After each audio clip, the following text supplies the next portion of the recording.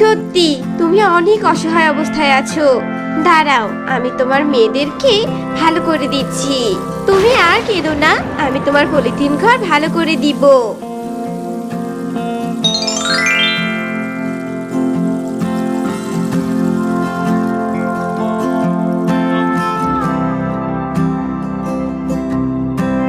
এই পলিথিন ঘরটা জাদুর। এই ঘর কোনো বৃষ্টি বাতাসে ভাঙবে না। এই পলিথিন ঘর তোমাদের সব বিপদ থেকে রক্ষা করবে। আর তোমরা এই ঘরের কাছে যা চাইবে এই ঘর তোমাদের তাই দিবে। এটা আমাদের পলিথিন ঘর। পলিথিন ঘর, আমাদের বড্ড ক্ষুধা লেগেছে, তুমি আমাদের কিছু খাবার দাও। টুনি পলিথিন ঘরকে এই কথা বলার সাথে সাথে খাবার চলে আসে। এরপর থেকে টুনি তার পলিথিন ঘরের সাহায্যে তার মেয়েদের নিয়ে অনেক সুখে দিন কাটাতে থাকে।